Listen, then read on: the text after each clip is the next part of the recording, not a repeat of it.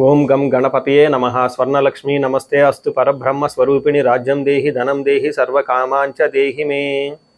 12 రాసుల వారికి లక్ష్మి స్వర్ణలక్ష్మి అమ్మవారి యొక్క కృపా కటాక్షం వలన ప్రతి ఒక్కళ్ళకి ఆత్మజ్ఞానం కలిగి ఉండాలి. తద్వారా ప్రతి నిమిషం ప్రతి సందర్భంలోనూ సంతోషంగా ఉత్సాహంగా ఉండే విధంగా అమ్మవారికి అందరినీ ఆశీర్వదించాలని, అంతేకాకుండా రాజ్యం దేహి మన అందరికీ మంచి పదవి, ఉన్నతమైన స్థితి, ఒక అధికారం, దర్పం అన్ని కలిగించాలని, దానితో పాటు స్వర్ణలక్ష్మి అమ్మవారు ప్రతి ఒక్కరికి ధన ప్రవాహాన్ని కలిగించాలని, ఫైనల్గా సర్వకామాంచ దేహిమే మనం అనుకున్న ప్రతి కోరిక కూడాను ఇమ్మీడియట్గా తక్షణమే అమ్మవారు మనకి నెరవేర్చాలని చెప్పేసి అమ్మవారు ప్రార్థన చేస్తూ, గణపతిని కూడా మనం చేసే ప్రతి దానిలోని మనకి బుద్ధి సిద్ధి, చక్కటి విజయాన్ని, ఒక మంచి వివేకాన్ని కలిగించాలని, సత్ డెసిషన్స్ మంచి నిర్ణయాలు తీసుకునే విధంగా మనకి గణపతి మనకు కృప ఉండాలని చెప్పేసి ప్రార్థన చేస్తూ, మనం ఈరోజు టాపిక్ చూసుకుంటే సూర్యుడు వృషభ రాశి నుంచి మిథున రాశిలోకి మారుతూ ఉన్నారు. దీనిని మనకి మిథున సంక్రమణ అంటారు. అంటే ఇది 12 రోజులు ఉంటుంది ఈ సంక్రమణ. మనకి మకర సంక్రమణ, మకర రాశి ఎలానో ప్రతి నెల ఒక్కొక్క సంక్రమణ వస్తుంది. ఇప్పుడు రాబోయే సంక్రమణ మిథున సంక్రమణ అంటారు. ఇది 30 రోజులు ఉంటుంది. 15వ తారీఖు జూన్ నుంచి జూలై 15 వరకు ఉంటుంది. ఈ 15 రోజులు సూర్యుడు మిథున రాశిలో ఉండటం వలన ఏం జరుగుతుంది 12 రాశుల వారికి అని తెలుసుకున్నాం.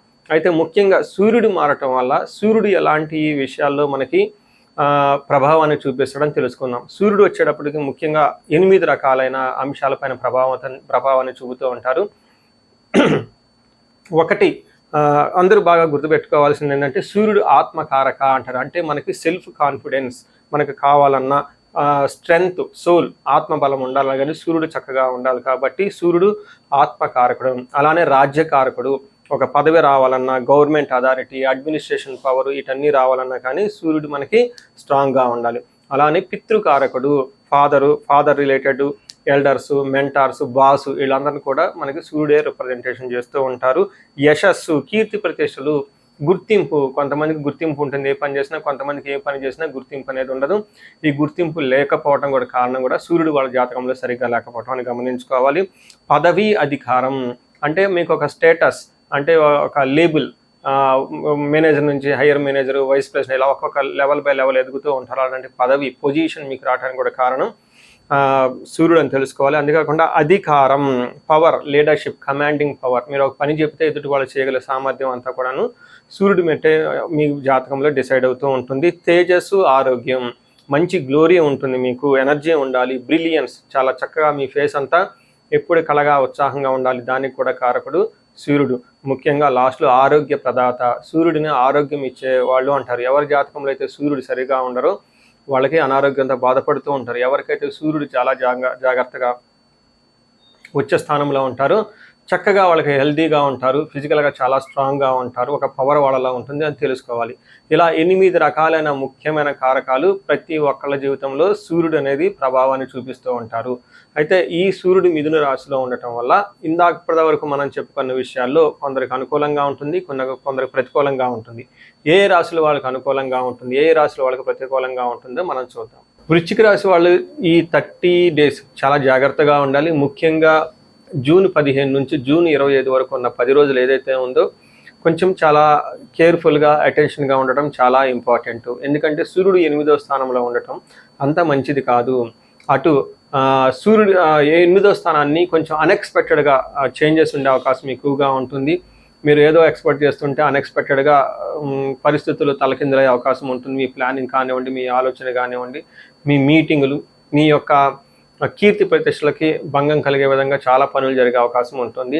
ఏదికంటే కానీ మీరు అనుకోని విధంగా అన్ప్లానెడ్గా జరిగే అవకాశం ఉంటుంది.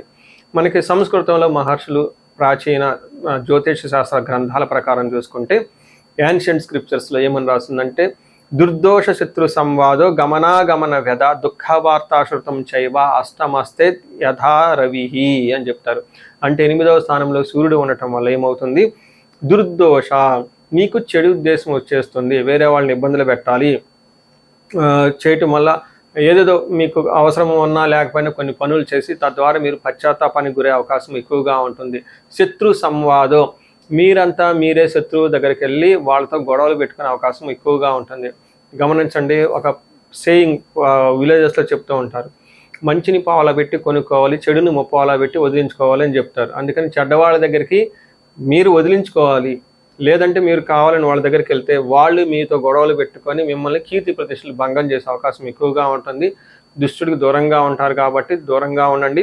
కొన్నిసార్లు చెడు ఉద్దేశం వాళ్ళ మనసులో పెట్టుకొని మంచిగా నటిస్తూ మిమ్మల్ని కావాలని మీ యొక్క ఇన్ఫర్మేషన్ తీసుకొని మీ దగ్గర ఉన్న ఇన్ఫర్మేషన్ సీక్రెట్స్ అని లాక్కొని బయటికి వెళ్ళిపోయి వాళ్ళు బహిర్గతం చేసి మిమ్మల్ని అడ్వాంటేజ్గా తీసుకునే అవకాశం ఎక్కువగా ఉంటుంది. మీ వీక్నెస్ని ఎదుటి వాళ్ళు ఎన్కాష్మెంట్ చేసుకునే అవకాశం కూడా ఎక్కువగా ఉంటుంది ఈ టైంలో. ముఖ్యంగా ఈ సెల్ ఫోన్లు మెసేజ్లు అవి ఇవి సర్క్యులేట్ చేసేటప్పుడు చాలా జాగ్రత్తగా ఉండాలి. వాళ్ళకి ఆల్టరేషన్ చేసేసి రకరకాలుగా మీకు ఏమంటారు అవి ఫాల్స్ ప్రోపగాండా చేసే అవకాశం ఎక్కువగా ఉంటుందని గమనించుకోవాలి. అంతేకాకుండా దుఃఖ వార్త శృతం చైవ, మీకు ఇబ్బంది కలిగే ఒక వార్త వినే అవకాశం ఎక్కువగా ఉంటుంది. అది వేరే వాళ్ళ దగ్గర నుంచి మీకు ఒక వార్త వస్తుంది. అది ఉద్యోగం గురించి కానివ్వండి, బాసుల గురించి కానివ్వండి, కీర్తి ప్రతిష్టలకు సంబంధించి కానీ లేదంటే హెల్త్కి సంబంధించిన విషయాల్లో అనుకోకుండా ఒక బ్యాడ్ న్యూస్ వచ్చేసి మీకు చాలా ఇబ్బంది పెట్టే అవకాశం ఉంటుంది, గమనించాలి. సో ఏ ప్రకారంగా చూసుకున్నా ఇది మీకు కొంచెం చాలా కేర్ఫుల్గా ఉండవలసిన మాసం అని మీరు గమనించుకోవచ్చు. అండ్ దీనితో పాటుగా మీరు ధనాన్ని కూడా కోల్పోయే అవకాశం ఎక్కువగా ఉంటుంది. వేరే కుటుంబంలో గొడవలు వచ్చేస్తుంటుంది. భయపడే సిచ్యువేషన్లు పరిస్థితులు మీ చుట్టూ ఉంటాయని గమనించుకోవాలి. ఈ రాశి వాళ్ళు చాలా ఎక్కువగా పరిహారాలు చేసుకోవడం చాలా చాలా ఇంపార్టెంట్. ఇండివిజువల్ జాతకం కూడా చూపించుకోవడం చాలా చాలా ముఖ్యమని గమనించాలి. సో మనం పరిహారాలు చూసుకుంటే సూర్యుడికి కొన్ని పరిహారాలు మీరు చేసుకునే పరిహారాలు కొన్ని ఉంటాయి. కొన్ని వచ్చేటప్పటికి బ్రాహ్మణ పండితులతో చేయించుకోవడం చాలా ముఖ్యం. కొన్ని క్షేత్ర దర్శనాలు కూడా చేసుకోవడం చాలా చాలా ఇంపార్టెంట్. ముందు ముఖ్యంగా మీవంతా సెల్ఫ్ రెమెడీస్ అంటారు, మీరంతా స్వయంగా చేసుకునే పరిహారాలు కొన్ని ఉంటాయి. అందులో ముఖ్యంగా చూసుకుంటే సూర్య నమస్కారాలు చేయడం చాలా ఇంపార్టెంట్. సూర్య అష్టకం చదవటము లేదా ఆదిత్య హృదయ స్తోత్రం చదవటం కూడా చాలా ఇంపార్టెంట్. ఎప్పుడైతే ఆదిత్య హృదయ స్తోత్రము, హనుమాన్ కార్యసిద్ధి మంత్ర రెండు కలిపి చదువుకోగలిగితే ఇంకా చాలా మంచి రిజల్ట్ ఉంటుంది. సో ఇక్కడ ఆదిత్య హృదయ స్తోత్రంతో పాటు హనుమాన్ చాలీసా కానీ హనుమాన్ కార్యసిద్ధి మంత్రం కానీ చదువుకుంటే ఇంకా చక్కటి మంచి రిజల్ట్ వస్తుంది. సో ఇవన్నీ మీరు చేసుకునే మీ వరకు మీరు చేసుకోవచ్చు. ఇంకా టెంపుల్స్కి వెళ్ళేసి అక్కడ నవగ్రహాల చుట్టూ తిరిగి గోధుమలు కనుక దానం చేయగలిగితే సద్బ్రాహ్మణులకి సత్పురుషులకి చేయగలిగితే ఇంకా మీకు చక్కటి మంచి రిజల్ట్ వస్తుందని గమనించుకోవాలి. సో అది మీ వరకు చేసుకోగలుగుతారు. మీ ద్వారా కాకుండా కొన్ని సమస్య తీవ్రంగా ఉంటే పండితులను కలిసి లేదంటే మా ద్వారా అపాయింట్మెంట్ తీసుకొని జాతక చక్రం కూడా చేయించుకోవడం చాలా ఉత్తమం. ఇందులో ముఖ్యంగా సూర్యుడికి సంపూర్ణమైన శాంతులు చేయాల్సి ఉంటుంది. గ్రహ శాంతి అంటారు. ఈ గ్రహ శాంతిలో సూర్యుడికి జపాలు, దానాలు, తర్పణాలు, హోమాలు ఇవన్నీ చేస్తూ ఉండాలి. వీటితో పాటుగా ఇంకా మీ యొక్క ఇండివిజువల్ జాతకం చూపించుకోవడం చాలా చాలా ముఖ్యం. ఎవరికైతే మీ యొక్క ఇండివిజువల్ లైఫ్లో మీకు ఏజ్ 35 to 45 మధ్యలో ఉండి 40 years +or- ఉన్న వాళ్ళకి ఎక్కడైనా మీకు లైఫ్ స్టాగ్నేటెడ్ కనిపించింది, అప్పటిదాకా సక్సెస్ఫుల్ ట్రాక్ రికార్డు ఉండి ఇక్కడ ఎందుకో ఆగిపోయారు, గ్రోత్ లేదని మీకు అనిపిస్తే ఒక్కసారి కాల్ చేసి అపాయింట్మెంట్ తీసుకోండి, మీ జాతకం చెక్ చేసుకోండి. నేను 35 to 45 ఏజ్ గ్రూప్ రీసెర్చ్ గ్రూప్గా చేస్తూ ఉన్నాను. చాలామంది పీపుల్ మిడ్ లైఫ్ క్రైసిస్ అని చెప్పేసి ఇక్కడ ఆగిపోతూ ఉంటారు. చాలామందికి డైవర్స్ అవుతూ ఉంటుంది, సడన్గా కెరీర్లో బ్రేక్ వస్తూ ఉంటుంది. సో ఈ మిడ్ లైఫ్ క్రైసిస్ని మన ఆస్ట్రాలజీ, వేదిక్ ఆస్ట్రాలజీ ఎలా డీల్ చేస్తుంది, దాంట్లో ఏమేమి ఉంటాయి అని చెప్పి తెలుసుకోవచ్చు. ముఖ్యంగా జ్యోతిష శాస్త్రం ప్రకారం గ్రహ శాంతులు అని ఉంటాయి, గ్రహ దోషాలు అని ఉంటుంది. మీ యొక్క అంతర్దశలు దశలు తెలుసుకొని వీటిల్లో ఏదైనా ఒక గ్రహం దోషం ఉండటం అయితే మీరు స్టాగ్నెంటెడ్ అయిపోతారు. దాన్ని ఎలా బయటకు రావాలని పరిహారాలు తెలుసుకోవాలి.